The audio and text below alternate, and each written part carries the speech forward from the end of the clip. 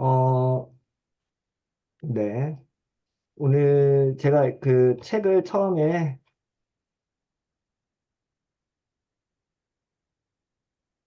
잠시만요. 저도 화면이, 음,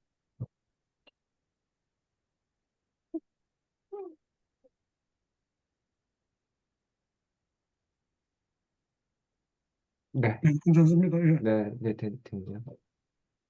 제가 이 책을 그 처음에 했을 때는 그 성경의 한 10가지 정도의 주제를 선택을 해서, 이제 공공신학과 연결하는 작업을 한번 해보자라는 약간의 기획이었고, 그것도 역시 한 2년 전인가 3년 전인가 제가 이제 세미나 진행하면서 틈틈이 썼던 글들을 이제 모은 책인데요.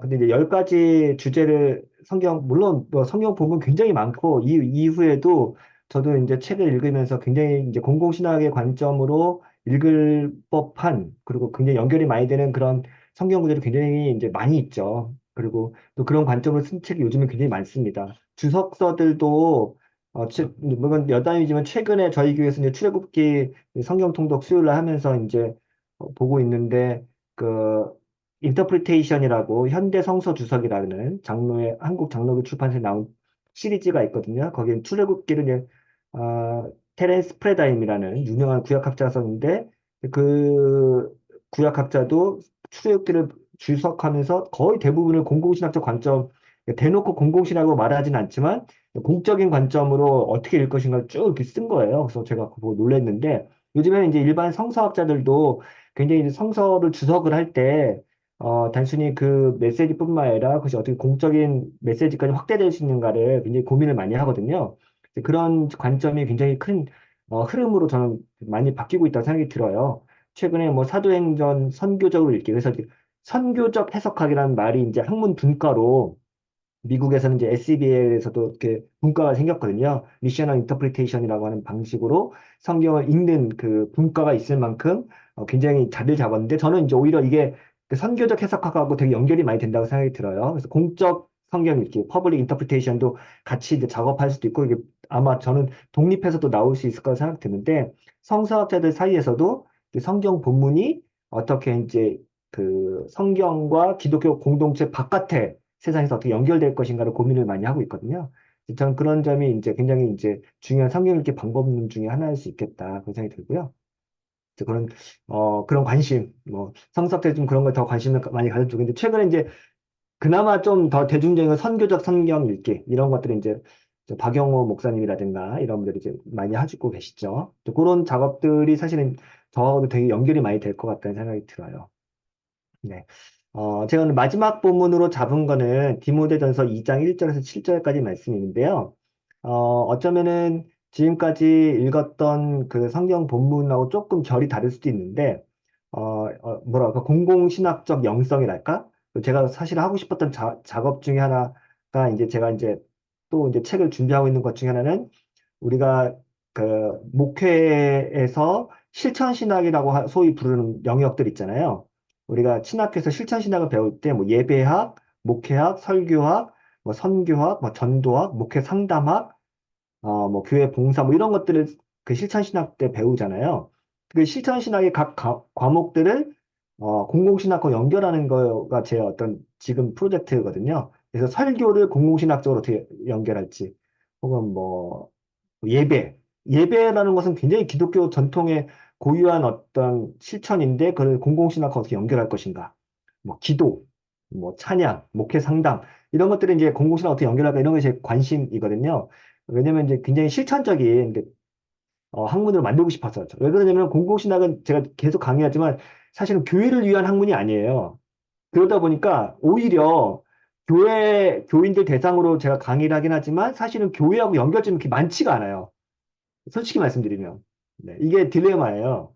왜냐면은 공공신학은 교회 바깥의 대상을 향해서 신학을 하자고 하는 게 첫 번째 모토였기 때문에, 신학의 언어도 잘 사용하지 않고, 제가 이제 뭐, 처음에 썼던 공공신학을 가는 길은 신학적인 내용이 거의 없어요. 거의 사회과학이나 종교학이나 종교사회학이나 오늘날 정치철학 이런 내용이 되게 많거든요. 그래서 사실 이게 뭐 교회하고 무슨 상관이 있지? 약간 그럴 법한 내용일 수도 있어요.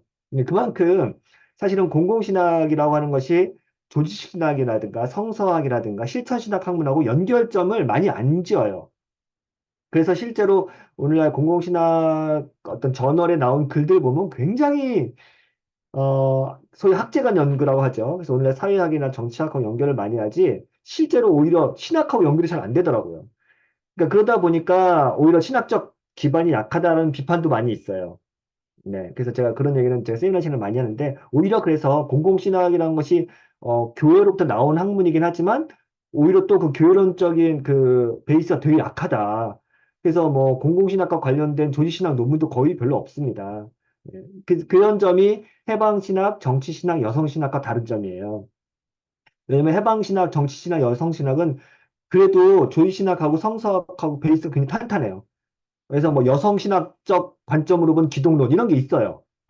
뭐 여성신학의 관점으로는 교회론 이런 게 있다고요. 정치신학이나 해방 다 똑같거든요. 근데 공공신학은 그런 게 없다는 거죠. 그래서 사실 오히려 신학적인 작업을 더 많이 해야 될 영역이라고 생각 들고요. 할 일이 많죠. 예, 그래서 그런 게 중요한 작업인데, 이거는 이제 제 다음 프로젝트의 어떤 연결점이 될 만한 작업인데, 공공신학의 영성 혹은 공공신학의 어떤 교회론, 뭐 기도, 뭐 이런 관련된 것에 대한 이야기를 좀 하려고 합니다. 제가 이제 공공신학 강의를 다른 데서 이렇게 하다 보면은 많이 듣는 질문 중에 하나예요. 제가 이제 뭐 그래서 강연을 한 시간이나 두 시간 하고 나면은 이제 플로어에서 질문을 받잖아요. 그럼 대부분 이제 저도 이제 교인들 대상으로 강의를 하다 보니까 그러면은 이런 얘기 나누는 것도 지금 말씀하신 교회 참여 참여 이런 예시는 굳이 교회가 아니어도 이미 다른 기관이나 단체들에서 하고 있는 일들 아니냐. 오히려 교회보다 훨씬 더 전문적으로 잘하고 있는 일들입니다. 그런데 교회가 왜 그런 일을 해야 합니까? 라는 질문. 이해하셨죠? 왜냐면 교회가 무슨 뭐 사회봉사단체도 아니고 NGO 단체도 아니잖아요. 근데 교회가 사회적 책임을 진다고 할 때 혹은 어떤 미셔널 어떤 액션을 한다고 할 때, 여러 가지 할 수 있겠죠? 근데 이제 그 교회가 그거 하는 데가 아니고 오히려 그런 거를 더 잘하는 단체들이 많이 있는데 교회가 굳이 그걸 해야 됩니까? 이렇게 질문하는 게 있는 거죠. 저도 굉장히 전 중요한 질문이라고 생각이 들어요. 고민 많이 해야 될 질문들. 두 번째. 교회가 사회 참여에 앞장서고 그리스도인들이 책임 있는 시민으로 세상을 섬긴다고 할 때 세상 사람들과 다른 그 무엇이 있어야 하지 않을까? 그게 뭘까요? 기독교 고유의 도덕적 특징이나 특별한 행동이 있을까요? 뭐 이런 거죠. 만약에 차이가 없다고 한다면 그러면 교회도 하나의 어떤 NGO 단체로서 뭐 사회봉사한다든가 또 선교적 활동한다고 하면 차이가 없으면은 어 그러면 그게 기독교적인 어떤 아이덴티티가 있을 수 있을까? 그런 고민을 할 수 있는 거죠. 실제로 이런 거는 옛날에 그 민중교회에서 1970년대, 80년대 민중교회에서 항상 이런 나왔던 질문입니다. 교회가 무슨 뭐 사회 활동하고 운동할 때 그 교회 독특성은 뭐냐? 왜냐면 이게 인천 산업 선교회 아세요, 혹시? 그리고 시흥에 가면, 안산에 가면은 그 외국인 노동자 이주민 센터 하는 그 목사님이 계세요. 그러니까 인천 산업단지에서도 기독교 그 선교단체에서 굉장히 이제 그 노동운동을 많이 했었고, 그리고 이제 안산에서도 외국인 노동자를 위한 사업을 많이 했었는데 거의 지금은 그냥 일반 그 재단법인처럼 사업체가 됐거든요. 원래 처음엔 그러진 않았죠. 교회에서 하는 어떤 활동이었는데 결국은 이제 일반 사업체가 된 건데 뭐 굳이 뭐 그게 좋다 나쁘다를 떠나서 항상 그런 활동을 기독교 활동을 할 때 많이 듣는 반론이에요. 교회가 혹은 뭐 기독교 단체가 굳이 뭐 이렇게 사회 사업을 열심히 해서 사회 사업으로 할 필요가 있습니까? 그럼 기독교의 어떤 정체성을 어떻게 드러낼 겁니까? 이런 질문이죠. 근데 그런 어 초창기부터 사회 활동 많이 했던 분들은 왜 굳이 뭐 기독교가 뭐 종교색 드러내야 돼? 혹은 뭐 기독교적 정체성 뭐꼭 있어야 돼? 뭐 이렇게 하면서 우리는 그냥 할 뿐 이게 이제 미시오 데이의 하나죠. 하나님은 교회를 통해서 세상을 구원하는 게 아니라 세상에 직접 이제 하나님의 구원 사역을 하신다. 선교 활동하신다. 이게 이제 미시오데이의 굉장히 중요한 모토고 이 미시오데이와 이벤젤리칼레이제이션 그리고 이제 휴머니제이션 이게 이제 WCC와 선교학에서 가장 오래된 그 선교 사업과 관련된 논쟁이었습니다. 공공신학도 마찬가지라고 생각이 들어요. 근데 그게 과연 뭘까? 고민이 좀 필요한 부분이죠. 그래서 오늘 이 부분에 대해서 좀 얘기를 하려고 하고요. 그래서 제가 이제 디모데전서 2장 1절에 7절까지를 나왔는데 별건 아닌 것 같아요. 근데 디모데전서 이제 목회서신이죠. 소위 이제 바울이 이제 디모데 교회와 디모데한테 보낸 목회 서신인데, 뭐, 어느 목회 서신이나 다 마찬가지지만 바울 서신의 어떤 목회적 상황이라는 게 있잖아요. 근데 그건 대부분은 여러분이 아시겠지만, 목회자, 그 교회, 지역 교회 갈등이라든가 문제라든가 신학적 논쟁이 있을 때, 목, 목회자 바울이, 뭐 신학자 바울이 문제를 해결하기 위해서 혹은 뭐 어떤 처방전으로서 혹은 권면의 말을 하기 위해서 바울선이 쓰였잖아요. 디모데전서는 1장에 보면은 뭐 크게 학자들은 두 가지 이제 문제였다고 하는데 하나는 계파 싸움이고요. 이 계파 싸움은 뭐 아시겠지만 뭐 바울파, 뭐 아볼파 이런 것들이 전통적으로 있었던 게 같고 리더십에 대한 어떤 양분의 문제에서 두 번째는 계급 문제라고 하더라고요. 근데 이게 성경에 아주 뚜렷하게 나오진 않지만 대부분 학자들이 이 당시 디모데전서에 아주 귀부인들, 잘 사는 여자 집사들 뭐 이런 게 있었대요. 그것과 이제 못 사는 사람들과의 어떤 계급 갈등, 논쟁이 첨예하게 갈등이 있었다. 그러니까 목회적 상황이라는 게 굉장히 이제 그 당시에 고린도 교회뿐만 아니라 다양한 교회마다 그 상황에 처한 어떤 여러 가지 문제가 있었는데 이제 그런 문제들을 해결하기 위해서 이제 바울이 서신을 쓰는데 1장에는 이제 그런 내용이 나오고 2장에는 굉장히 이제 실천적인 내용이 나오는데 2장 1절에 이제 바울이 그런 교회의 문제 상황을 어떻게 해결할 것인가에 대한 처방전이 나오는데요. 2장 1절에 이렇게 나오죠. 그러므로 내가 첫째로 권하노니 모든 사람을 위하여 간구와 기도와 도구와 감사를 하되 라고 하면서 교회의 문제 상황이 있는데 그래도 내가 첫 번째로 너한테 하고 싶은 말이 있다.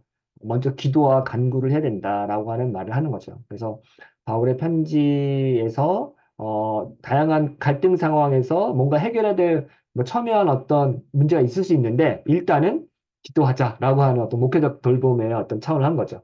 사실 이 기도라고 하는 것이 그러니까 제 책에서는 뭐 빵이 먼저냐 복음이 먼저냐 이런 문제 짧게 쓰기도 했는데 긴급하게 빵이 필요할 때, 그 말은 뭐냐면 긴급하게 뭔가 액션이 필요할 때가 있죠. 그쵸? 당장 지금 뭐 기도할 때가 아니라 발벗고 행동에 나설 때가 있겠죠. 근데 일반적으로는 그런 위급한 상황이 아니고서는 목회자가 할 수 있는 어떤 굉장히 현실적이면서도 뭐 조금 뭐라 할까요? 보편적인 처방은 기도라는 생각이 들고요. 그래서 이 기도의 능력을 믿고 우리가 문제를 해결하자. 이게 이제 그래서 바울의 처방전이었고, 이 기도의 능력이 그래서 왜 실제적인 어떤 영향력이 있느냐를 제가 이제 예시를 든 게, 남아공의 진리와 화해위원회라고 하는 그 TRC라고 하죠. Truth and Reconciliation Commission이라고 하는 건데, 저는 이제 남아공에서 2년 동안 있었는데, 이 남아공의 진리와 화해위원회에 대한 이야기는 굉장히 뭐 감동적인 게 많습니다. 여기 넬슨 만델라 대통령하고 옆에는 데스몬드 투투 주교인데 둘 다 노벨 평화상을 받았거든요. 근데 이제 1994년도에 넬슨 만델라가 감옥에 있다가 평화적으로 흑인 정권을 교체를 해요. 근데 그 전에는 백인들이 계속 이제 대통령을 했고 그것을 우리가 이제 아파르테이트라고 해서 분리 정책이라고 하죠.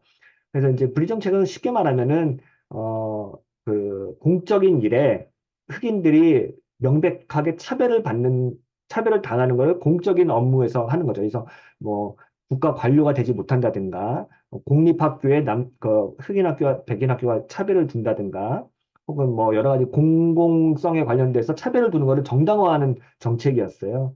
그러니까 굉장히 이제 부당한 근데 이게 여러분 생각해 보면은 1993년도까지 그랬다니까 사실은 이 인종차별이라는 게 미국에서야 뭐 60년대 이후에 이제 인권운동이 일어나지만 남아공은 이렇게 아주 최근까지 이랬다는 게 상당히 황당하죠. 지금 20세기 살아가고 있는 이 시대에 이런 게 있었다는 게. 근데 그만큼 이게 있었는데 이제 1994년도에 넬슨 만델라가 감옥에서 나와서 평화적으로 정권 교체하고 나서 그 다음에 만델라가 했던 게 이제 TRC를 세운 거였어요. 근데 이게 왜 중요하냐면 이 당시에 만델라 대통령이 된 다음에 흑인들의 분노가 어마어마했어요. 그러니까 거의 뭐 폭동이 일어나. 그러니까 그동안 억눌렸던 사람들이 정권을 쥐고 나니까 뭐 이제 복수의 칼날을 막 그러니까 남아공은 전 세계에서 총기 사고 제일 많은 나라고 하루에 40명씩 총기 사고로 죽는 나라예요. 어마어마해요. 그때 총기가 굉장히 이제 이게 뭐 무서운 나라죠. 그래서 치안이 제일 위험한 나라 중에 하나인데 요하네스버그 같은 데는. 근데 이제 이때 만델라 대통령이 했던 게 이제 진료 화해위원회인데 뭐 이건 여러 가지 뭐 지금 뭐 한나 아렌트라든가 아니면 그 이후에 정치학자들이 그 기구에 대한 정치학적 논의가 굉장히 많아요. 용서와 약속과 어떤 화해에 관련된 것이 어떻게 정치학적으로 활용되는지에 대한 뭐 논문이나 책들이 굉장히 많고요.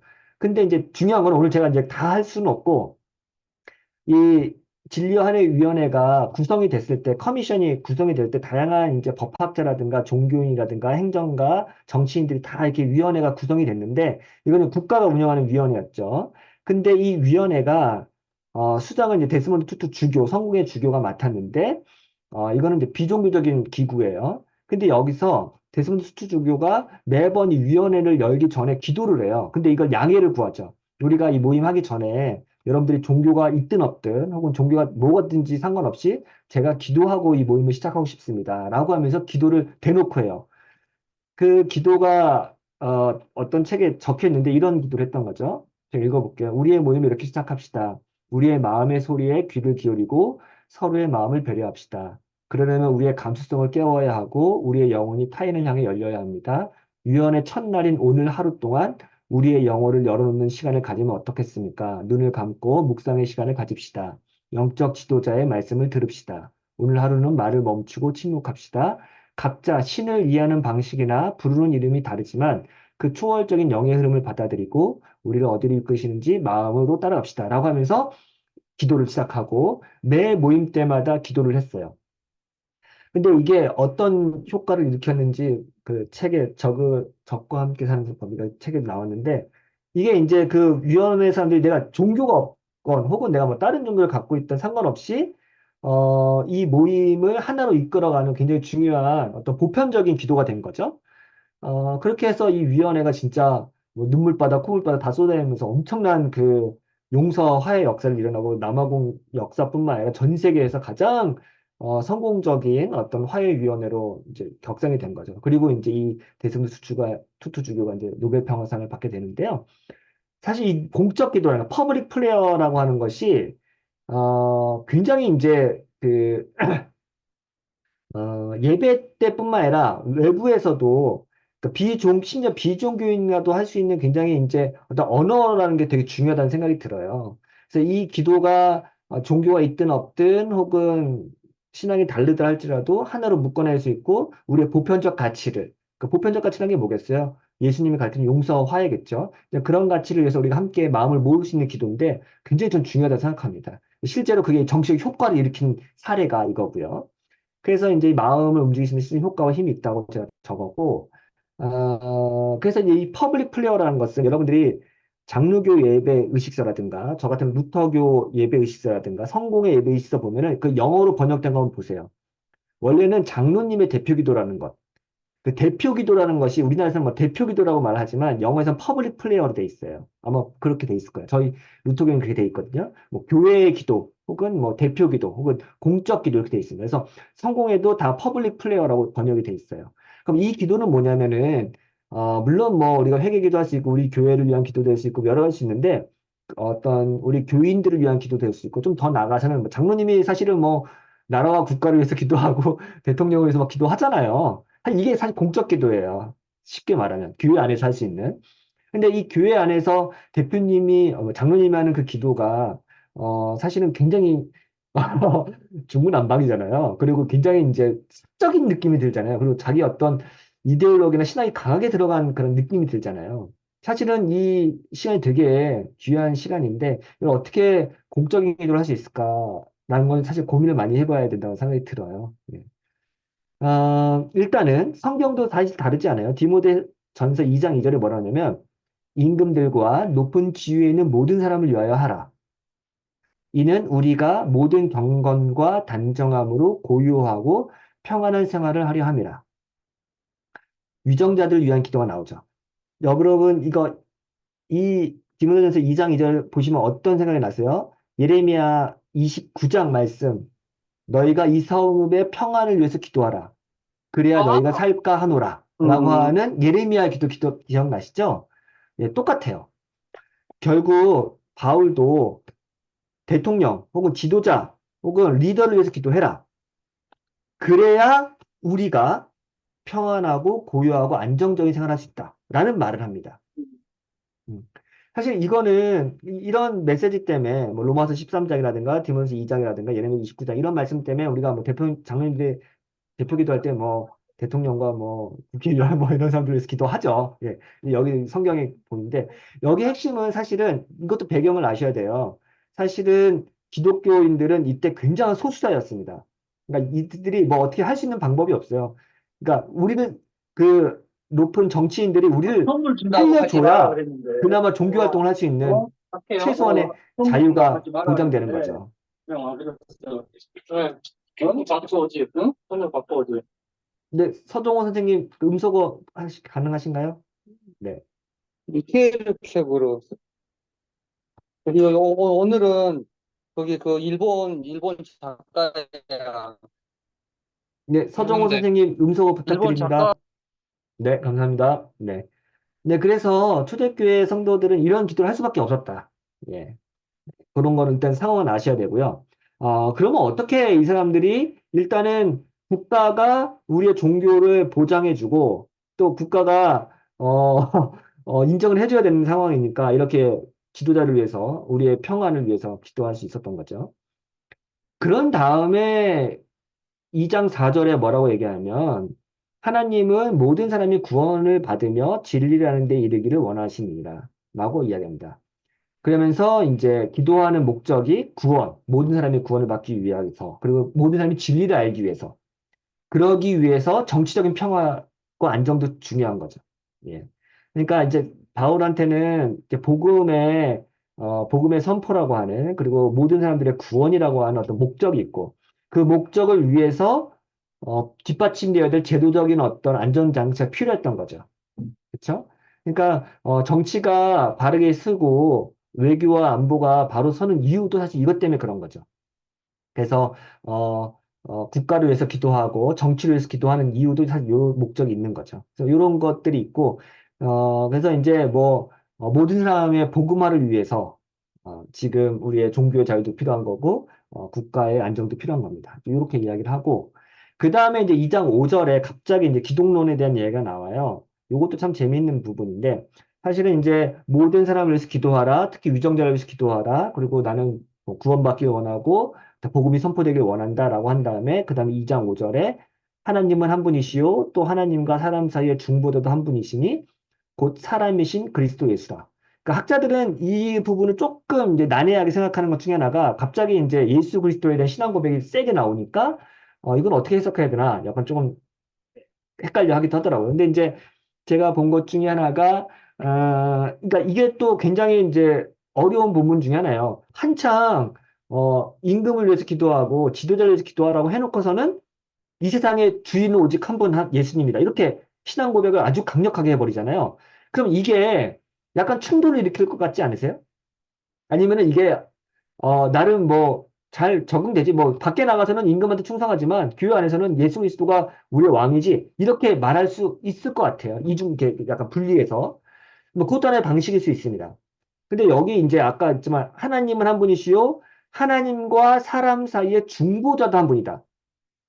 그러니까 하나님과 사람 사이의 중보자도 한 분. 예수다.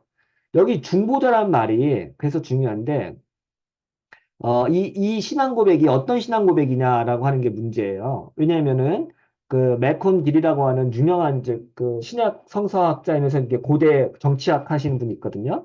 근데 이분이 어떤 말하면 그 초대교회 당시에 중보자라고 하는 그 개념 자체가 황제한테 쓰인 어떤 역사적 문헌들을 다 조사를 해요. 그래서 이제 폰티펙스 막시무스라고 하는 어떤 명칭이 있거든요. 이걸 읽어보면은 원로원이 신의 뜻을 분별하는 책임을 맡은 것처럼 황제의 등장, 그러니까 원로원 시대가 지나가고 이제 황제가 등장하면서 황제의 등장과 함께 황제만이 인간과 신 사이의 수석 사제 또는 폰티펙스 막시무스라는 개념이 시작되었대요.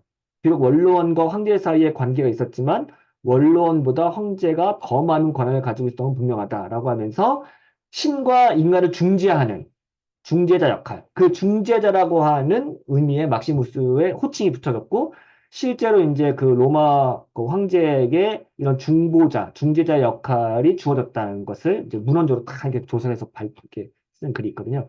그러니까 그러면은 초대교회 성도들이 예수 그리스도, 하나님은 한 분이고 하나님과 관계를 중보하는 건 오직 예수 그리스도라고 하는 이 말은 신앙 고백이면서 동시에 우리가 흔히 알듯이 이제 정치적인 메시지도 암묵적으로 깔고 있을 수 있다라고 하는 게 이 사람들의 신앙 고백이었던 거죠. 그래서 사실은 이것도 해석은 많아요. 예를 들어서 뭐 이게 굉장히 강력한 정치적인 어떤 액션 중에 하나였다라고 할 수도 있고, 아니면 굉장히 신앙 고백을 함으로써, 그러니까 행동 자체는 급진적이지 않았지만 신앙 고백은 굉장히 급진적이었다 이렇게 말하는 사람도 있고, 이런 신앙 고백이 직접적으로 외현적으로 드러났다 이렇게 말하는 사람도 있기도 하고요. 근데 제가 볼 때는 이거를 굉장히 막 정치적으로 너무 과하게 해석하는 거는 사실은 초대교회의 원래 맥락을 조금 너무 오버해서 해석하는 거 아닌가 약간 그런 생각은 있어요. 왜냐면 초대교인들은 그렇게 정치적으로 액션을 할 만큼의 위치는 아니었던 것 같아요. 소수자였고 약자였기 때문에 내가 무슨 막 황제한테 저항하는 막 이런 거를 하기는 쉽지 않았을 것 같다는 생각이 들고, 이런 어떤 약간의 보수적인 해석이 훨씬 더 전 지배적이라고 생각이 들어요. 물론 이제 막 그걸 강력하게 막 해석하는 정치적 해석하는 사람도 있긴 한데, 일단 요렇고 이제 제가 이제 거기서 제안으로 한 거는 두 가지인데, 바르멘 디클레이션이라고 하는, 여러분이 이제 고백교회 신앙선언문 아시죠? 그러니까 바르트랑 보네퍼가 초안을 만들어서 나치 그 독일 개신교 교회에 이제 저항하고 자기네가 신앙 고백을 했던 문서인데, 여러분 이거 인터넷에 떠돌아다니니까 한번 찾아서 읽어보실 수 있어요. 1항이 뭐냐면은 우리의 유일한 주는 예수 그리스도라 이런 표현 딱 시작해요. 근데 사람들이 바르멘 선언을 굉장히 막 정치적인 문서로 생각하고 독일 그 나치당에 저항한 어떤 문서로 많이 각인이 되는데, 읽어보면 다 신앙적인 언어입니다. 그러니까 굉장히 신앙 고백을 강력하게 하는 거예요. 그러니까 우리의 유일한 주는 예수 그리스도다라고 하는 고백이 이 맥락하고 연결되면은 이게 되게 정치적인 거죠. 근데 사실은 이분들이 뭐 엄청 정치적이었던 것도 아닌데 신앙 고백을 그냥 확실하게 한 거죠. 그러니까 사실은 신앙 고백이랑 그 맥락하고 연결이 있다고 생각이 들어요. 그 어떤 시대에 어떤 고백을 하느냐가 중요했던 거죠. 그래서 제가 항상 하는 얘기지만 1933년에 독일 그 아리안 조항이라고 해서 1933년 4월에 히틀러가 이제 아주 강력한 유대인 그 학살 정책을 법으로 만들거든요. 그때 신학자들이 뭘 했는지를 보면 되는데, 바르트는 교회교의학의 이권 예정론을 썼고요. 보네퍼는 기독론 강의를 했어요. 이 말은 뭐냐면 가장 신학적인 언어로 가장 정치적인 반대 선언을 한 거예요. 근데 거기에는 정치적인 언급이 하나도 없어요. 예정론. 태초에 예수 그리스도, 하나님께서 예수 그리스도 안에서 인간을 예정하셨다라는 예정론이 나오고, 보네퍼도 기독론 강의를 아주 강력하게 합니다. 그러니까 이 말은 뭐냐면은, 이거는 이제 신학적 정치학이라는 겁니다. 신학을 함으로써 정치적인 어떤 의사 표현을 한 거예요. 그러니까 정치 신학하고 다른, 정치 신학은 대놓고 이 정권은 악마의 정권이다, 뭐 이렇게 언어를 그렇게 쓰는 거고요. 이들이 했던 방식은 다른 거예요. 신앙 고백의 언어가 강력한 그 신앙 고백을 통해서 그 메시지가 발화되는 맥락을 사람들에게 다시 해석하게 해주는 거죠. 베라 컴패션이라고 하는 거는 1986년인가?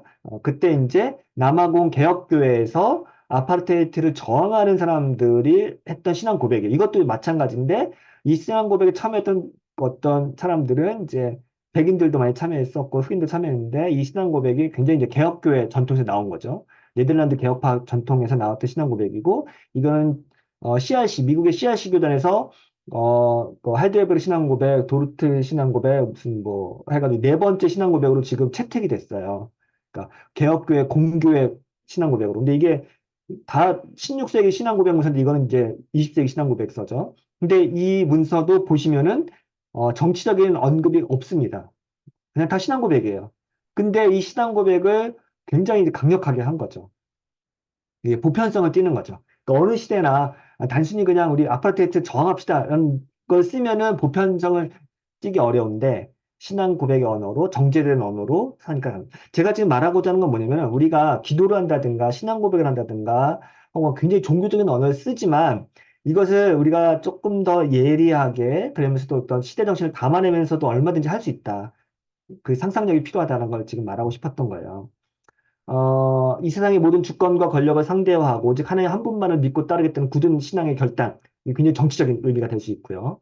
우리가 중보자 예수 그리스도 이름으로 한 분 하나님께 기도를 드리는 것은 궁극적으로 무엇을 믿고 의지하는지 상징적으로 보여줍니다. 우리는 세상 권력에 절대 굴복하지 않는다고 하는 강력한 표현이 될 수도 있는 거죠. 음. 저는 이런 것들이 이제 최근에 그 코로나 기간에 제임스 스미스의 어, 그 문화와 예전 예배 시리즈 3부작이 있거든요. 하나님 나라를 욕망하라, 하나님 나라를 상상하라, 세 번째가 왕을 기다리며, 그러니까 Waiting the King이라는 책도 다 번역이 됐어요. 근데 이 3부작 읽고 제가 굉장히 좋았어요.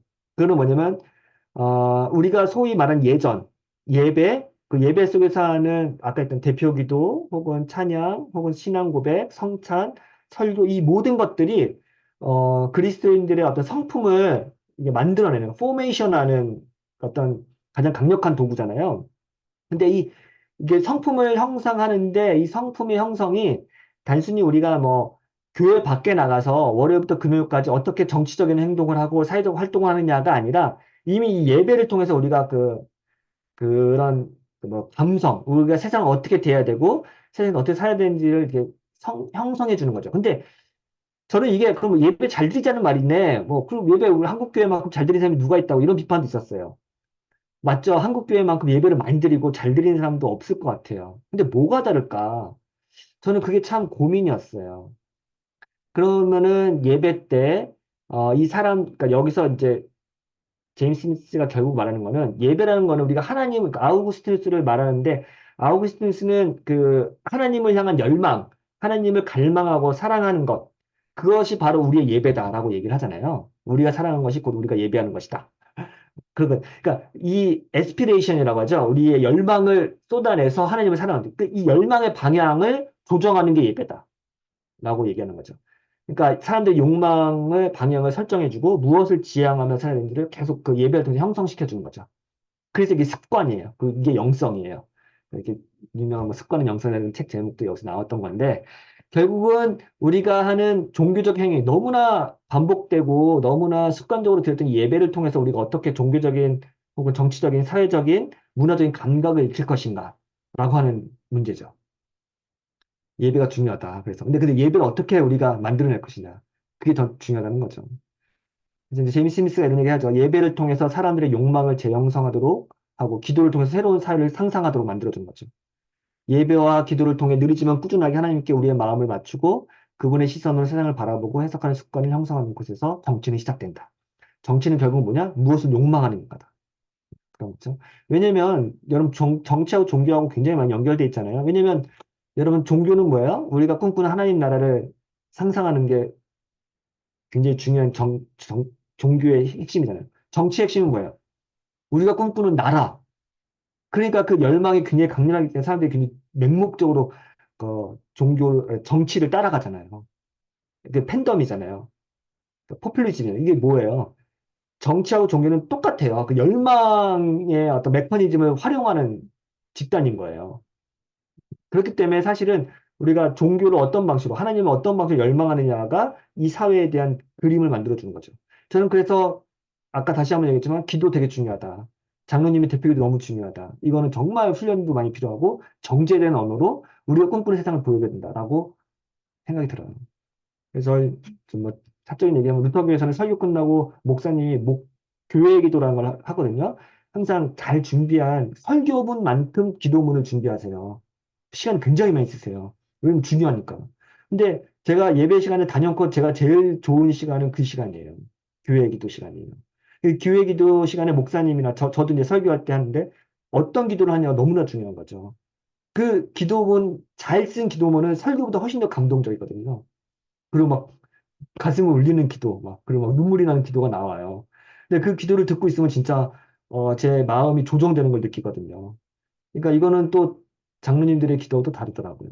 네, 그래서 이제 그만큼 인간의 어떤 마음의 습관을 형성하는 것은 굉장히 중요한 건데, 설교보다 더 강력한 게 기도다. 왜냐면 기도 같은 게 되게 시적인 게 많잖아요. 그래서 잘 써야 된다. 저는 그 생각이 들어요. 네. 그래서 이제 제임스 스미스나 이제 하워스 같은 사람이 많이 이제 얘기하는 것 중에 하나인데, 결국은 우리가 이건 하워스가 얘기 많이 하는 건데 우리가 어떤 윤리적 딜레마에 직면했을 때 이렇게 해야지 저렇게 해야지 고민하게 되잖아요. 이미 이거는 그러니까 하워스 같은 경우는 평소에 내가 이게 잘 훈련되지 않으면 그런 고민에 빠진다는 거예요. 근데 사실은 기독교적 아이덴티티가 굉장히 잘 훈련된 사람은 그런 고민을 아예 하질 않는데요. 이것도 참 되게 조금 역설적인 표현인데, 제가 이제 강의할 때 그런 얘기를 많이 했죠. 쿵푸의 다리는 어디서 언제 공격이 날라와도 이렇게 바로바로 딱딱딱 그 반응을 하잖아요. 그러니까 몸에 훈련이 막 많이 된 사람은 공격이 어디서 어떤 순간에 들어와도 바로 이렇게 딱 방어할 수 있는 몸에 훈련이 된 사람이죠.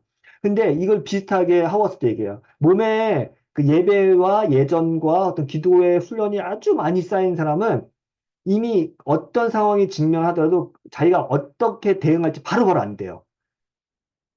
그래서 이제 이거를 이제 결의론의 딜레마라고 하는 거죠. 우리가 뭐, 인공지능이 지금 인간의 어떤 사회를 위협하고 있습니다. 우리 인공지능 시대에 어떻게 해야 됩니까? 뭐 고민하고 논의하잖아요. 이게 현대 기독교 윤리학의 대부분의 논의 그러거든요. 뭐 어떤 이슈가 터지면 우리 어떻게 해야 됩니까? 이거 해야 됩니까? 저거 해야 됩니까? 이렇게 고민하죠. 이 고민 자체가 하워스 같은 경우는 이미 이건 틀린 기독교 윤리다. 이렇게 얘기를 하거든요. 예, 그래서 이제 오랜 시간 그 인격이 포메이션 된 사람들은 어떤 상황, 그러니까 말 그대로 성경이 말한 거예요. 성령님께서 우리가 해야 할 말, 해야 할 행동을 바로바로 가르쳐 주신다라고 하는 거죠. 그런 게 이제 기도가 굉장히 중요하고 그런 의미에서 하나님 나라와 그 일을 구하는 기도, 자신을 비우고 낮추는 기도, 하나님의 공의와 평안을 구하는 기도가 굉장히 중요하다.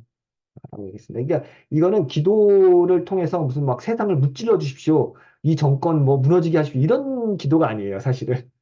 이제 그런 거를 물론 할 수도 있지만 교회에서 하는 기도라는 것은 우리가 꿈꾸는 평화의 나라가 어떤 방식으로 작동해야 되는지 아주 구체적인 걸 언급하지 않더라도 우리의 인격을 형성해서 궁극적으로 생명과 자유와 평화가 어떤 방식으로 이루어야 되는지에 대해서 이렇게 상상할 수 있게 만드는 기도. 이게 되게 좋은 기도죠. 네. 여기가 이제 제 마지막 강의였고, 제 책에는 마지막 챕터에서는 급진적 제도에서 인간의 번영으로라고 했어요. 이 제목을 제가 지은 이유는 이 제 책의 서문에 그런 언급을 했잖아요. 제가 레디컬 디사이플십이라고 하는 급진적 제자도를 20대 때 만나고 성서한국에 이런 데서 그래서 뭐 엄청나게 제가 이제 사회 변혁과 제자도의 삶을 살겠다고 굉장히 강력했던 건데 과연 이게 오늘날 2024년 대한민국에서는 어떤 방식으로 작동을 가능한가? 그 사이에 20년이 지나서 저도 이제 가정을 이루고 애 아빠가 되고 이렇게 살면서 과연 지금 이 시대에 내가 청년 때 품었던 그 어떤 무슨 선교단체 간사님들 보면 굉장히 막 가난하면서도 막 이렇게 막 열정적으로 막 살고 막 그러잖아요. 저희가 그게 가능할까? 약간 그런 스스로에게 질문이 생기면서 했던 거죠. 그러면서 제가 요즘에 고민하는 것들을 몇 가지 적어봤습니다. 최근에 최근도 아니죠. 미로슬라브 볼프라고 하는 제가 뭐 이분에 대한 강연도 많이 했는데 글도 쓰고 이분이 예일대학교에서 신앙과 문화 연구소 공공신학 관련된 광장에선 기독교라는 아주 좋은 책이 있고 그 책이 상을 많이 받았어요. 근데 그 이후에 이분이 완전히 방향을 틀어서 flourishing, 그러니까 번성, 번영, 흘러넘침, 번성하다 이런 뜻이거든요. 근데 인간의 번영이라고 하는 이 책을 냈어요. 2017년도인가 그럴 거예요. 그리고 나서는 계속해서 이분이 이런 종류의 인간이 어떻게 번영하는 삶을 살 것인가에 대한 고민을 하기 시작했고 이것이 사실은 최근에 여러분들이 인터넷에서 뭐 알라딘이나 교보문고에서 긍정심리학 이런 한번 검색을 해보세요. 그러면 굉장히 책이 많이 나옵니다. 사실은 이게 뭐야? 긍정의 신학? 이거 무슨 옛날에 그 마치 조윤기 목사의 그 어떤 축복, 삼박자 축복, 그런 거 생각이 나는, 굉장히 이제 축복받는, 복받는 삶, 이런 거하고 되게 사실 연결돼 있어요. 근데 왜 갑자기 이게 이런 식으로 번영을, 이렇게 굉장히 유행을 하고 있지, 공공신학에서? 이게 저한테 고민이 됐어요. 근데 여러분 생각해보세요. 제가 20년이 지나서 급진적 제도하고 완전히 지금 그 공공신학에서의 논의가 완전히 바뀐 거거든요. 그때는 그렇게 이제 하나님 나라에 제가 초기에 말했지만 하나님의 대안적 가치에 대해서 막 열과 성을 내서 막 강의를 막 하다가 지금은 오히려 인간이 번영하는 삶에 대해서 이야기를 한단 말이에요. 근데 뭐가 달라졌을까? 옛날에 그 축복 신학하고 뭐가 달라졌을까?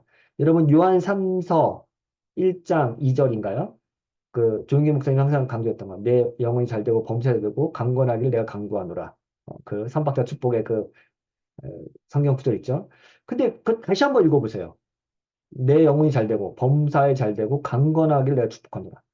이미 지금 그 전 세계적으로 뭐 소위 저 현재적인 얘기를 할게요. 기후 위기가 됐건 혹은 양극화가 됐건 혹은 부의 불평등으로 인해서 엄청난 지금 사람들의 이 삶이 굉장히 피폐하거든요. 그러니까 우리나라만 해도 무슨 뭐 좀 찰진한 유행이긴 하지만 헬조선이니 뭐냐 이거 좀 막 굉장히 부정적인 단어들이 많잖아요. 그 말은 뭐냐면은 이미 우리가 뭐 객관적인 뭐 GDP 수준이 확 올라갔다 할지라도 실제로 사람들의 삶의 질이라는 것이 그렇게 옛날보다 더 좋아졌냐?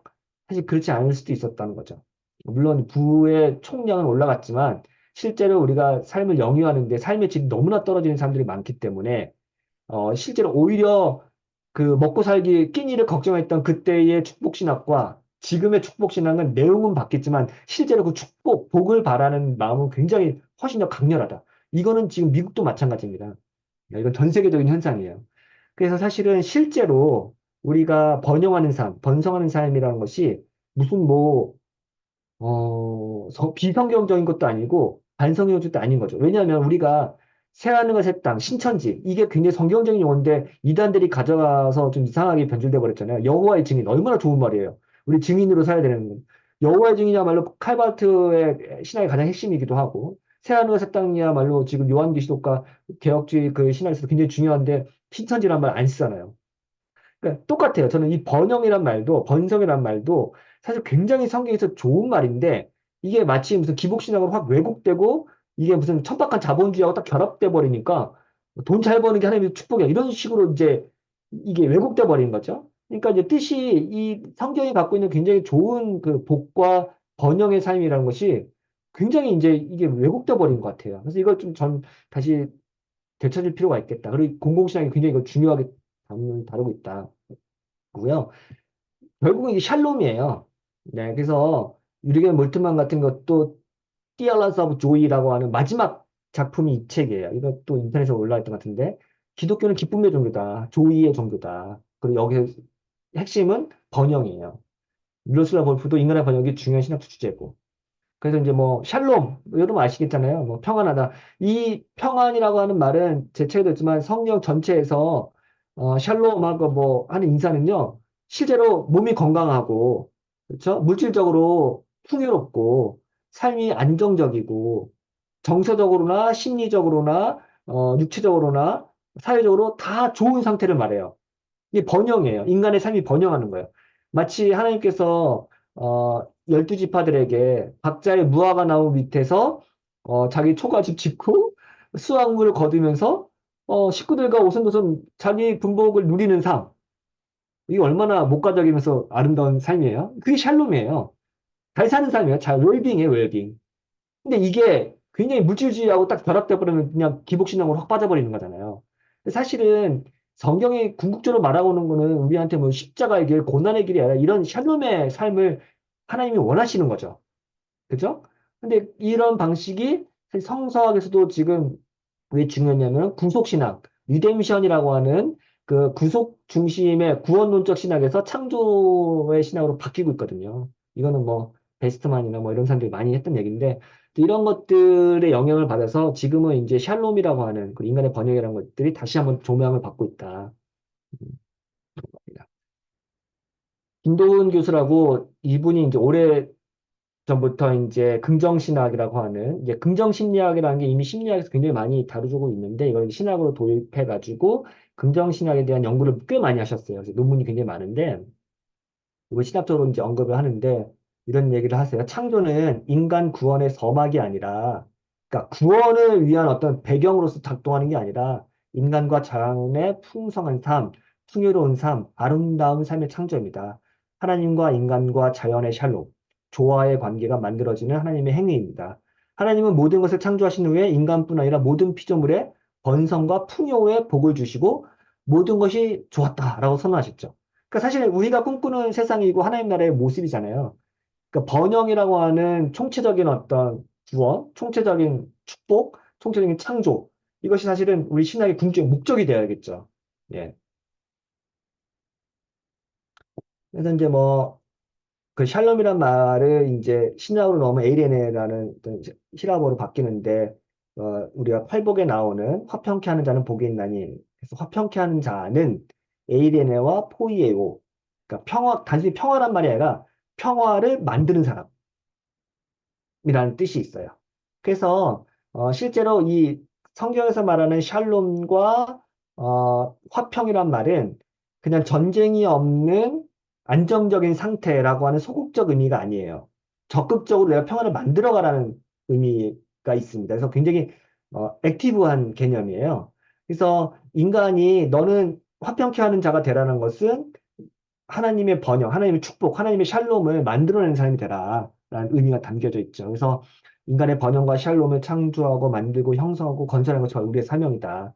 선교적 사명이면서 신앙의 궁극적 목적이기도 하죠. 네. 네. 그러면서 이제 기독교 번영의 특징, 산상수훈과 제가 이 책에다가 언급을 했는데, 그 산상수훈과 인간의 번영이라는 책이 있어요. 예. 조나단 패링턴이 쓴 책이 우리나라 번역이 됐습니다. 이 책에 보면은 이분도 산상수훈의 메시지가 여러분 보시면 되게 급진적이잖아요. 그러니까 급진적 제자도에서 가장 좋아하는 본문이잖아요. 산상수훈이. 굉장히 레디컬하고 마태복음 5장부터 7장까지. 근데 이 조나단 패링턴은 신약학자인데 산상수훈의 그런 급진적 제자도의 말씀은 다 하나님의 축복과 번영의 메시지를 재해석을 해요. 이게 이제 단순히 그냥 자기만의 어떤 독창적인 아이디어가 아니라 그 당시 1세기 고대 그리스 지중화에 있던 문서들, 그러니까 금욕적인 삶이라고 하는 그 강력한 금욕적인 삶이 어떻게 인간의 축복과 번영이라고 하는 거 연결되는지를 막 해석한 책이 조금 책 내용이 어렵긴 한데 거기에 이제 이 세 가지를 얘기해요. 진짜 번영은 뭐냐? 오직 하나님과의 관계와 교제에 있을 때만 경험될 수 있다라고 하는 것 언급합니다. 여기 living worth, life worth living이라고 하는 가치 있는 삶, 무엇을 선택하고 이룰 것인가? 이것도 골프가 최근에 쓴 책이에요. 그러니까 계속해서 이 사람한테 우리가 궁극적 가치, 진짜 가치 있는 삶, 진짜 행복한 삶이 뭐냐, 행복이 뭐냐라고 할 때 이 단순히 행복은 물질적이고 신체적인 것이 아니라 영적인 것이 포함된 행복이에요.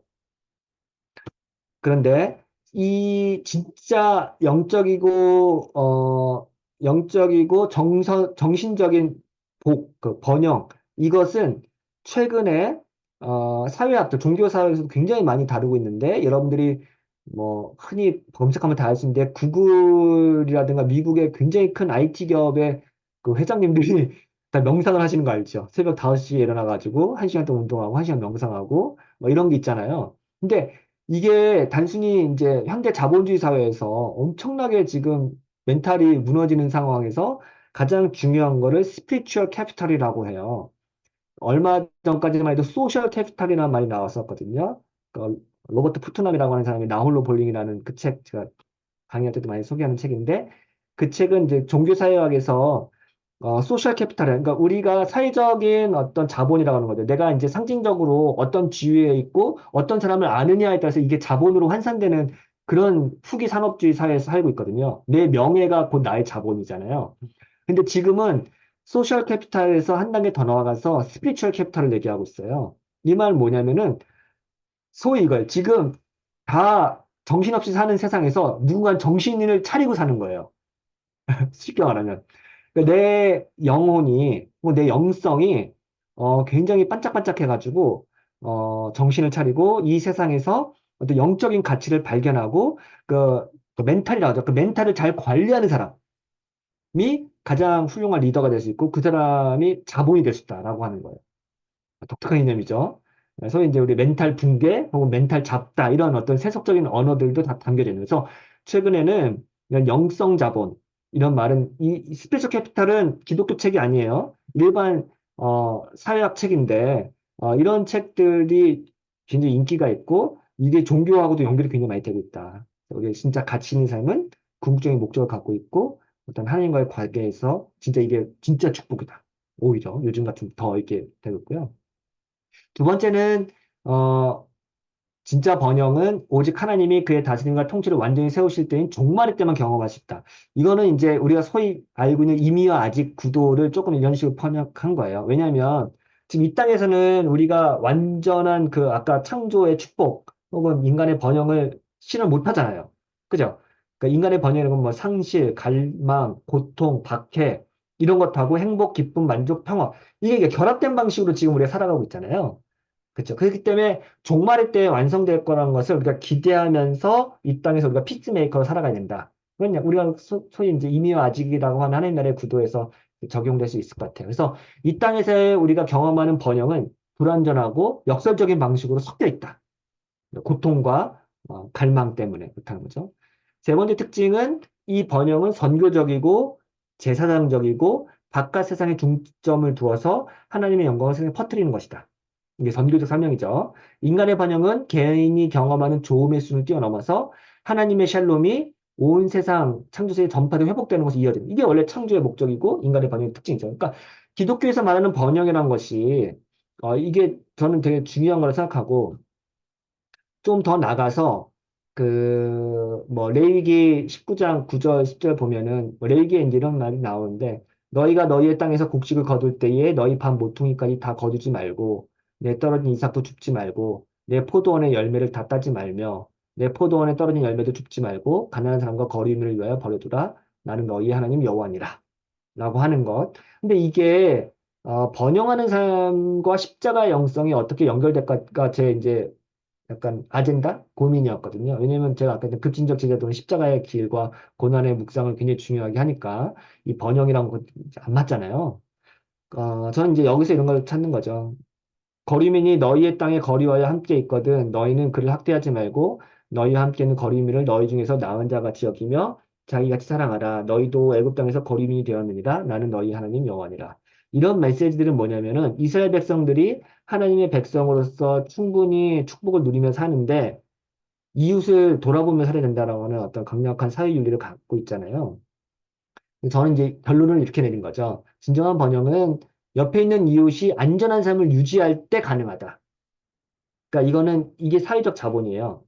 제가 이제 뭐 몇 번 얘기했지만 우리 동네가 안전해야 우리 애가 안전한 거죠. 그죠?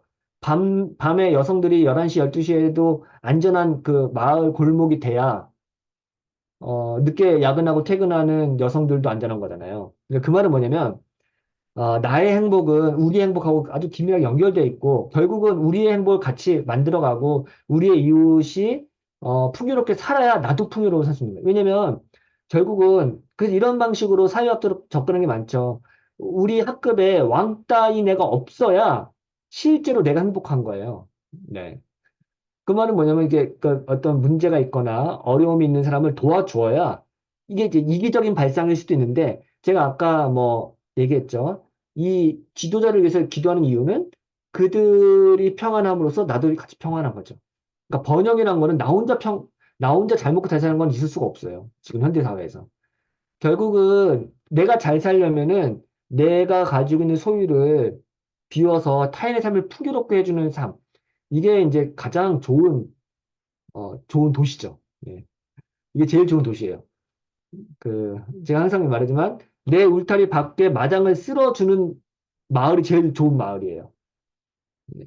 그런 마을이 가장 안전한 마을이고, 내 인마이 야드, 내 울타리 바깥을 신경 쓰는, 그러니까 공적인 영역이죠.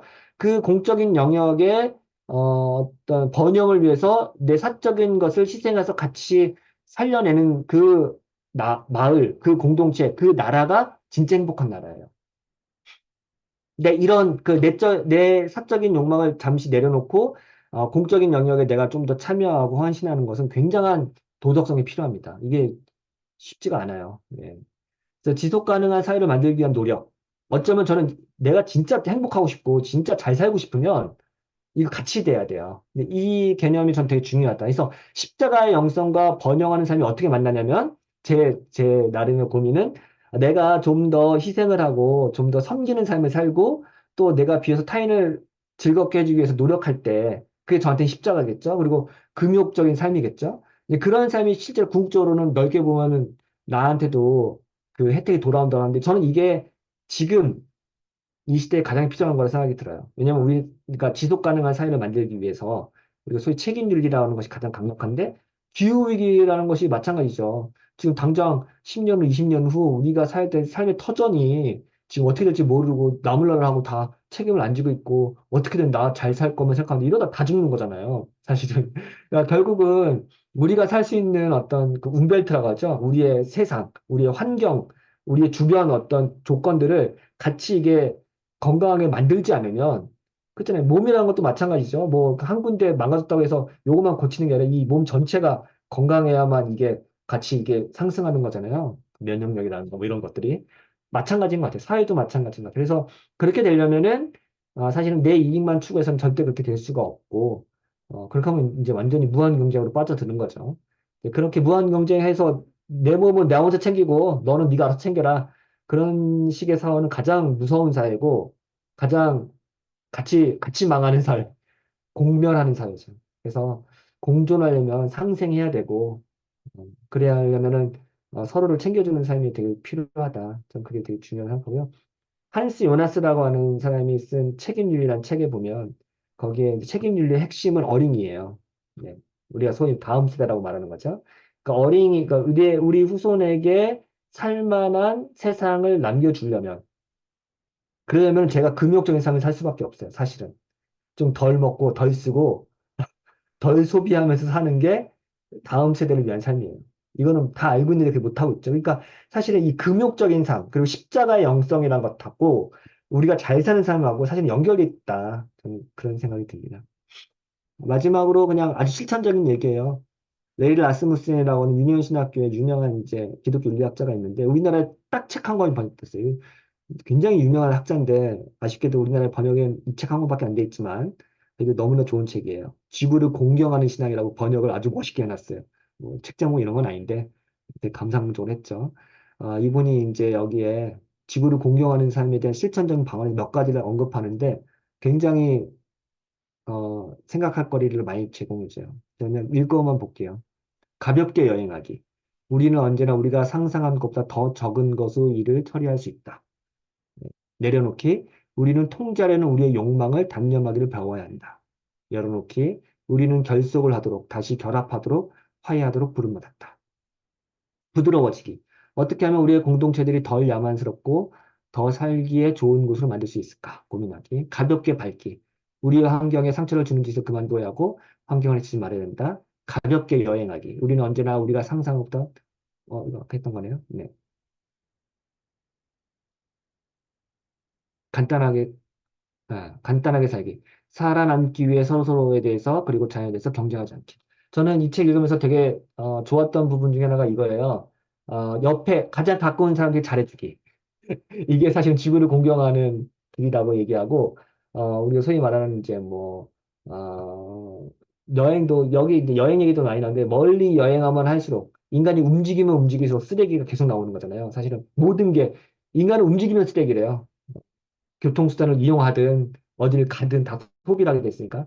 그러니까 덜 움직이고 덜, 어, 덜 움직이는 거.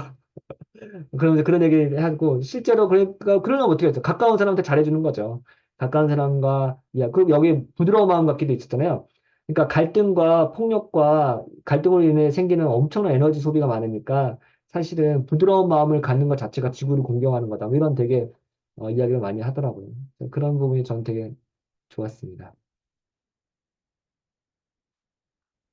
네, 여기까지 제가 준비한 내용 수고 다 많으셨습니다. 마쳤습니다. 예, 네, 예, 아주 그 좋은 그 이야기를 많이 들었는데, 뭐 질문이나 뭐 또 듣고 느낀 소감 이런 게 있으면 좀 이야기해 주시면 좋겠습니다.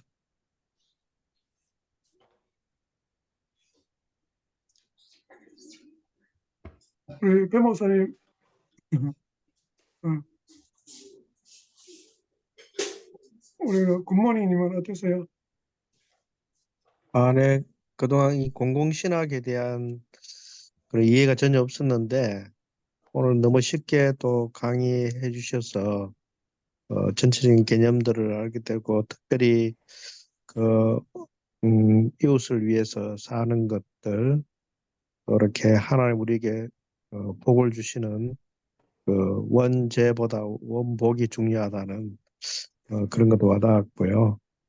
이제 그런 부분들을 참 또 이렇게 공동체로서 어떻게 실천할 것인가 그런 고민이 빠졌는데 오늘 여기 방법적으로 먼저 기도가 필요하고 또 작은 것부터 이렇게 실천하는 것 우리가 뭐 큰 것보다도 우리의 바로 옆에 있는 이웃을 이렇게 돌아보는 것 그것이 하나의 이렇게 시작이다라는 것들이 굉장히 와닿아서 오늘 너무나 감사드립니다. 네. 예, 감사합니다. 감사합니다. 우리 배 목사님, 좀 예, 어떤 생각이 드셨는지. 저는 궁금한 게 예전에 이렇게 뭐 공부를 많이 하시고 한 분이 그 정치에 대해서 약간 거리를 두고 아무런 관련도 안 하는 듯한 그런 인상을 많이 받았는데 기독교인으로서 정치에 대해서 이렇게 너무 거리를 둬야 되는지 아니면은 뭐 적극적으로 참여해야 되는지 그런 게 좀 약간 어려움이 있는 것 같습니다. 어떻게 생각하시는지. 예, 이거는 그 사회학자들이 그런 연구를 많이 했어요. 그래서 우리가 소위 실천적 지식인이란 말 많이 하잖아요. 예를 들어서 정치학 교수들은 정치할까요, 안 할까요? 혹은 사회학자들은 사회 변혁을 위해서 참여할까, 안 할까? 이런 게 소위 옛날 그람시가 했던 말 중에 하나인데, 이제 실제로 정치학자들 정치 거의 안 하거든요. 그리고 사회학자들 혹은 뭐 보건복지, 사회복지학 하는 사람들이 뭐 복지 정책이라든가 물론 요즘에는 뭐 자문이나 고문으로서 역할을 하기도 하지만 실제로 강력하게 하지는 않거든요. 이제 그게 이제 지식인과 활동가의 굉장한 괴리이기도 하고 또 약간 역설이기도 한 것 같아요. 그래서 이제 사회학자가 그 사회 현상에 개입하는 게 옳으냐 그러냐 이런 논쟁도 있어요. 심지어는. 그만큼 설교학 교수가 설교 잘 못하는 것처럼 굉장히 비슷한 현상이기도 한데요. 그 윤리학 교수가 제일 딜레마죠. 너는 윤리적으로 살고 있냐 하는 건데 저도 항상 뭐 이런 거 하면은 많이 듣는 거죠. 뭐.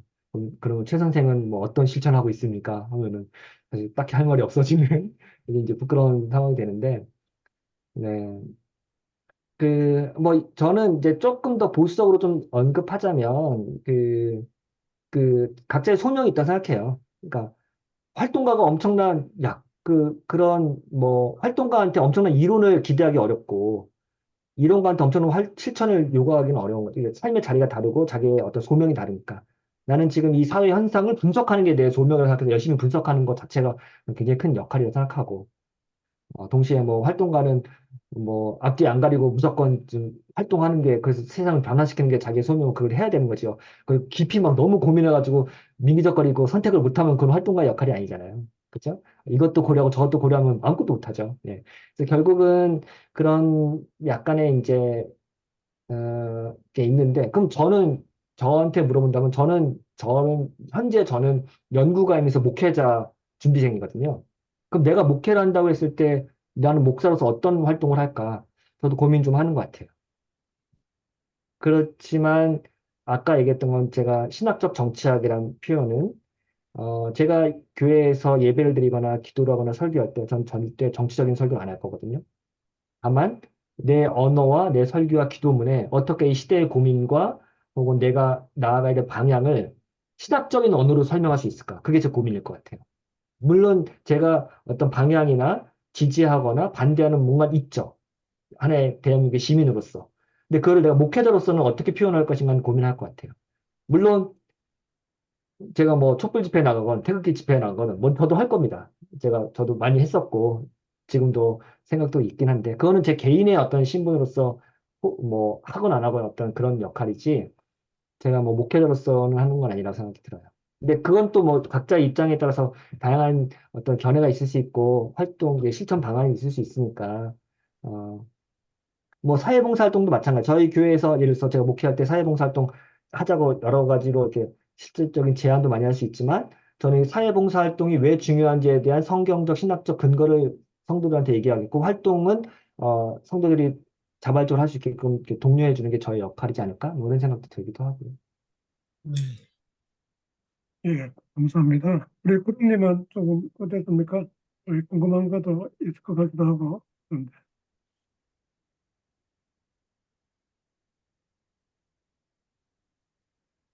네, 저 지명했어요? 예, 예, 예.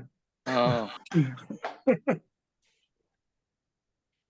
예. 예, 사실 참 오늘 조금 전에 말씀하신 대로 공공신학이 정말 어려웠는데 오늘은 좀 쉽게 이해가 되는 것 같습니다. 특히 이제 이 번영 신학이 번영 신학이 아니라 긍정 신학이라는 게 또 생겼다고 하는 것과 그리고 이제 결국은 이게 이제 이웃 사랑으로 연결이 되는 그런 걸 이제 보니까 아주 굉장히 이제 뭐라 그래야 되나 그 시적인 그런 어떤 공공신학이 내 삶에서 아주 좁은 영역에서 이웃 사랑으로 실천될 수가 있구나 뭐 그런 것을 느꼈습니다. 그런데 이제 이렇게 되다 보니까 뭐라 그래야 되나 이 공공신학이라고 하는 처음에 내건 굉장히 좀 거시적이고 정치적인 그런 데서 아주 내 주변에 에, 어떻게 보면 저 상당히 미시적이라고도 볼 수가 있죠. 음, 그런 데서의 나의 어, 어떤 주변의 문제에 대한 실천으로 음, 이렇게 음, 귀결이 되다 보니까 음, 뭔가 중간에 뭔가 붕 뜨는 느낌이라 그럴까요?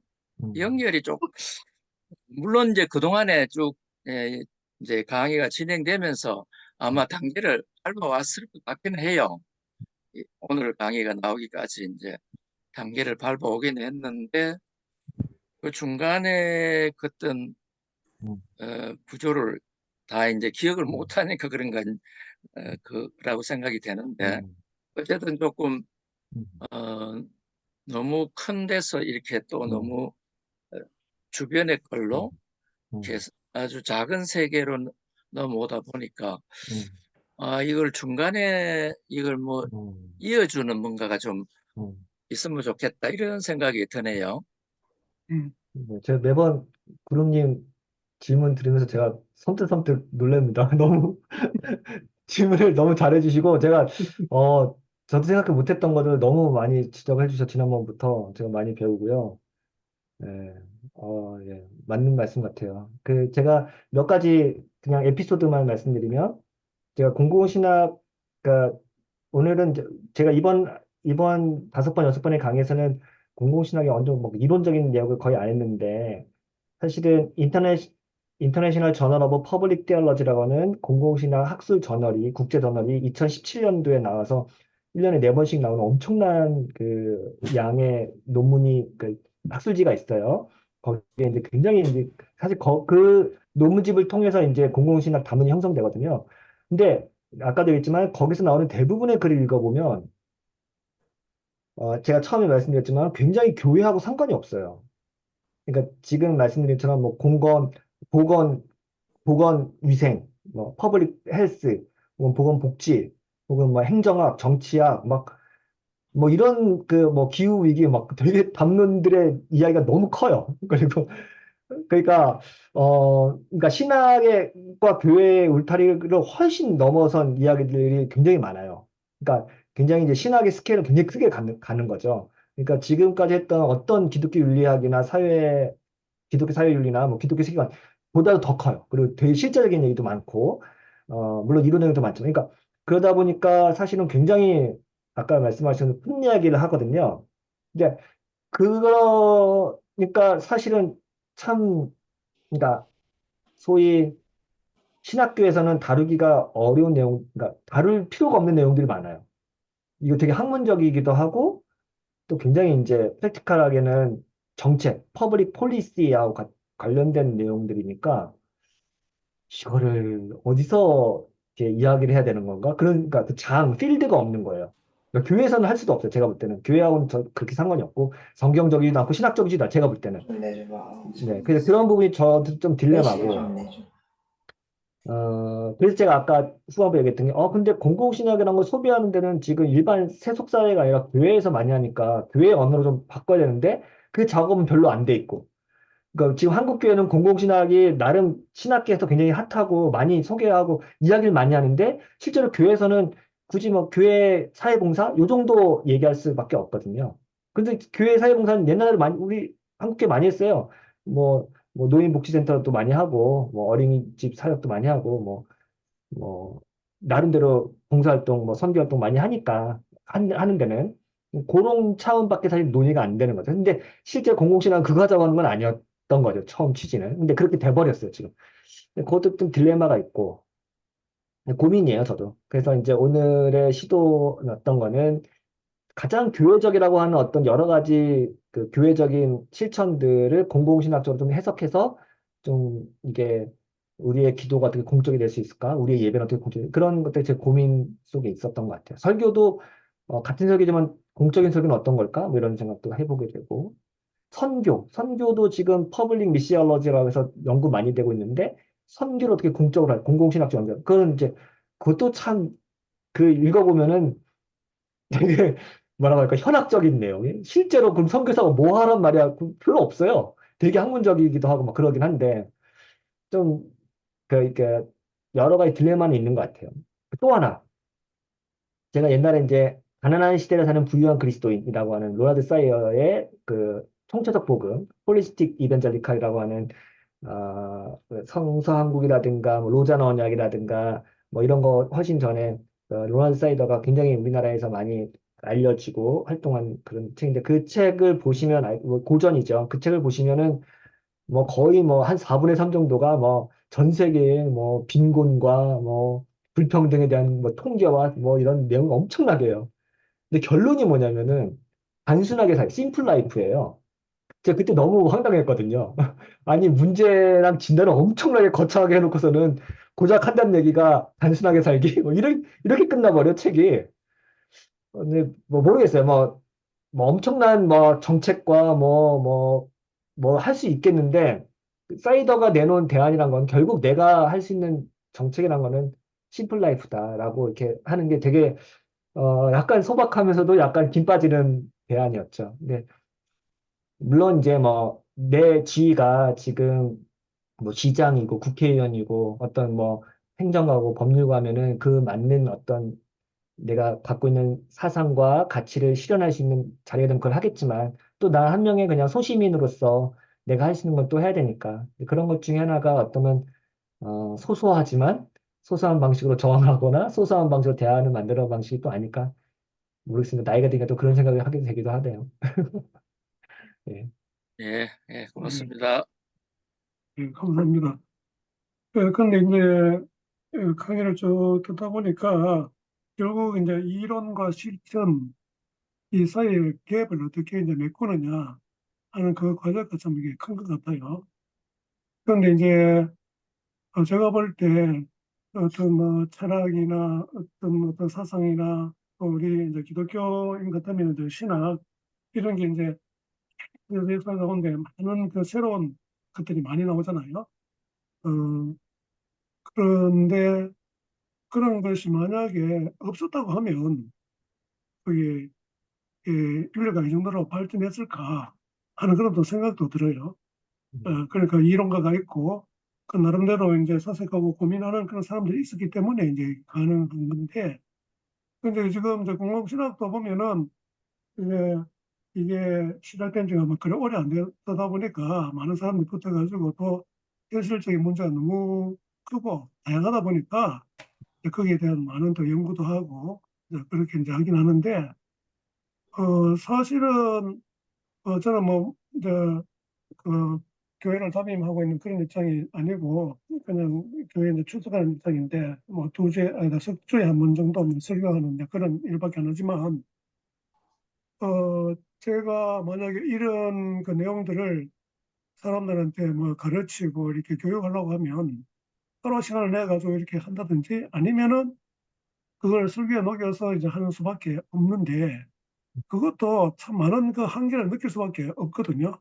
음, 그래서 제가 볼 때는 교회에서 뭐 작은 뭐 독서 모임이라든지 이렇게 이제 해가지고 그야말로 뜻있는 그런 사람들 중심으로 그렇게 해나가야 되고 교회 전체가 다 이렇게 뭐 이렇게 방향을 제시하고 그렇게 이제 실천한다고 해가지고 사람들이 다 따라오지도 않고 그렇게 했을 때 많은 또 문제도 생길 것 같고 그런 그 실제적인 그런 문제가 또 많이 있을 것 같아요.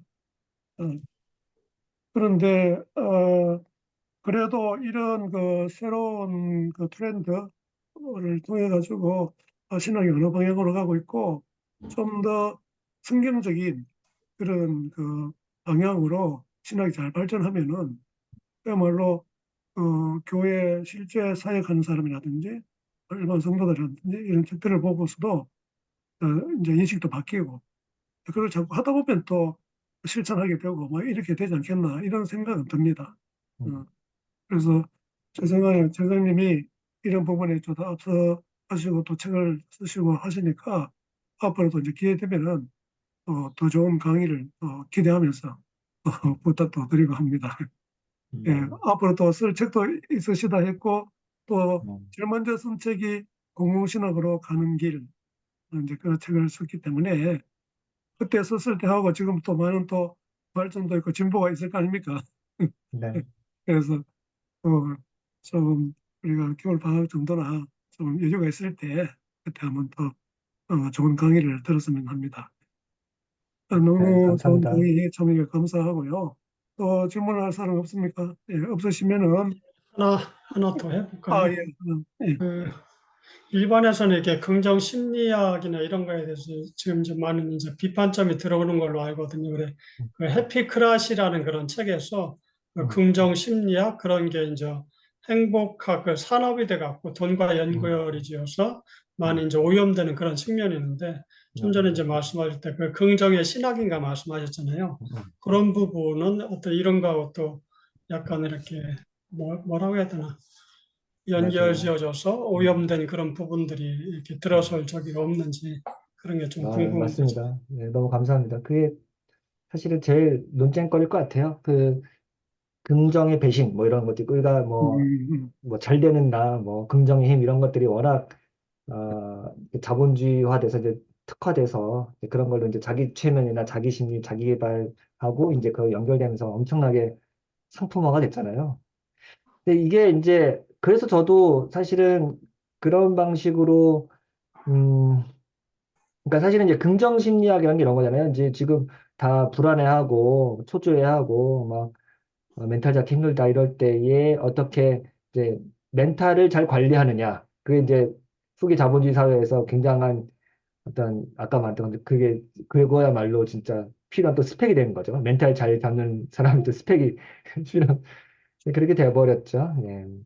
맞아요. 그것도 그 굉장히 이제 자본주의 사회가 낳은 또 하나의 굉장히 아주 이상한 이상한 또 자본이 돼버린 거죠. 그런 일반은 이제 그것들은 이제 폐해가 맞아요. 많이 있어지는데 기독교가 이제 맞아요. 긍정 신학을 이제 음, 얘기한다니까 그런 그렇죠. 면에서 또 어떤 그게 음, 있는지 좀 궁금해지네요. 예.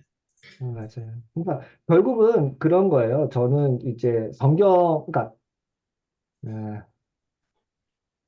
아까 이제 몰트만이 기쁨의 신학을 얘기했던 것도 그렇고, 그러니까 우리가 행복, 기쁨, 뭐 축복, 뭐 샬롬, 번영 이런 단어들이 어디서 오염이 되고, 어디서 오용이 되고, 어디서 위험한지 이런 것들을 캐치해야지. 그런 거 그러니까 캐치 안 하고서 그냥 원래의 의미는 좋으니까 그냥 다 갖다 쓰다. 그것도 아닌 것 같아요. 말씀하신 것처럼 위험 요소가 너무 많고. 그리고 지금 뭐 그래서, 한국에서 조영계 목사님 삼박자 축복해갖고 이미 한 번 겪었던 그런 부분도 그렇죠. 있고. 네. 예. 그래서 제가 이제 다시 한번 말씀드린 거예요. 요한삼서 1장 2절 읽어볼 때 그냥 예를 들어서 삼박자 축복이라든가 기복신앙이라는 거 없이 그 말씀 읽었을 때 너무 좋거든요. 그냥 그 말씀 성경 있는 그대로고 이게 무슨 뭐 잘못된 말씀도 아니고 우리를 해치는 말씀이 아니고 너무 좋은 말씀이잖아요. 근데 이 말씀과 태초에 복이 좋았다고 하는 하나님의 말씀과 성경에 나온 이 하나님의 복이라는 것들을 우리가 어떤 방식으로 잘 갖고 나가야 되지? 그런 생각이 들더라고요. 그러니까 그거는 우리의 과제인 것 같아요. 저는 그런 의미에서 아까 얘기했지만 신천지라고 하는 이 좋은 말을 우리가 빼앗겨 버렸듯이 삼박자 축복이 됐건 아니면 무슨 뭐 영혼이 잘 되고 범죄 잘 되고 강건한 이 말을 저는 만나는 사람마다 해줄 수 있다고 생각해요. 이게 무슨 뭐 무서운 말도 아니고 잘못된 말도 아닌데 해줘야죠. 그 축복을 빌어줘야죠. 근데 너무나 좋은 말이잖아요. 근데 이게 어떤 방식으로 우리한테 왜곡돼서 사람들을 잘못된 방향으로 이끌어가는지를 경계하는 게 필요한 것 같아요. 지금은 그것을 비판할 때인지 다시 복원할 때인지 그건 또 각자의 몫일 것 같아요. 다만 에서 불안하고 우울한 현대인들에게 그것이 어떤 또 효과를 줄 수 있는지 고민하면서 그런 게 지혜가 아닌가 싶습니다. 예, 예, 예, 감사합니다. 이제 시간이 어지간히 돼가지고 예, 오늘은 여기서 마쳐야 되겠습니다. 우리 배 목사님 한번 기대해 주시고 오늘 마쳤으면 좋겠습니다. 하나님 감사합니다. 기억하기는 한 6주간 정도 이렇게 공공신학 같이 공부하는 시간을 가졌는데 이러한 시간을 통해서 한 번 더 생각할 수 있는 그런 은혜들을 더해 주시고 이러한 배움이 우리의 일상에 또 어린아이들까지도 한 번 더 생각할 수 있는 그런 길로 인도해 주시기 원합니다. 거창한 것과 또 작은 것에 양쪽을 다 생각할 수 있는 그런 은혜도 더해 주시기 원합니다. 그동안 이렇게 말씀으로 수고하신 우리 최순상 주님께 기억해 주시고 앞으로의 그 공공신학의 그 연구의 길 가운데도 주님께서 은혜를 베풀어 주시길 원합니다. 감사하며 예수님의 이름으로 기도합니다. 아멘. 예, 우리 교수님 수고했습니다. 예, 네, 수고하셨어요. 감사합니다. 예, 감사합니다. 감사합니다. 예, 광고를 드리겠습니다. 다음 주에는 우리 그룹님이 예, 좀 제목이 좀 특이합니다. 행복하려면 콜론 찍고 철학, 과학, 기독교입니다. 이게 아마 오늘 그 이야기한 그런 내용의 일부분하고도 좀 통할 것 같은 생각이 들어서 참 이게 좋네요. 그리고 마지막 주에는 우리 로마서 하나님 나라 마지막 그 강의를 듣고요. 그다음에 7월 첫 주에는 손수호 선교사님 목사님이 불교에 대해서 강의를 하는데 아마 세 차례 정도 아마 하게 될 겁니다. 그 정도 진행할 거고요. 그 다음에 내일 저녁에는 우리 권효섭 선교사님 쓴 미우라야 고의 길을 따라 이거 최근에 썼는데 아사히카와 문학기행 부제가 되어 있습니다. 그러니까 원래는 이게 여행 자들을 위한 그 가이드로 만들었는데 조금 더 이게 양을 많이 해가지고 전반적으로 미우라야코의 행적을 통해서 미우라야코의 어떤 사상이라든지 여러 가지 삶에 대해서 깊이 이해할 수 있는 그 좋은 기회가 될 것 같습니다. 내일 저녁에도 많이 참석해 주시면 감사하겠습니다. 네, 수고하셨습니다. 수고하셨습니다. 수고하셨습니다.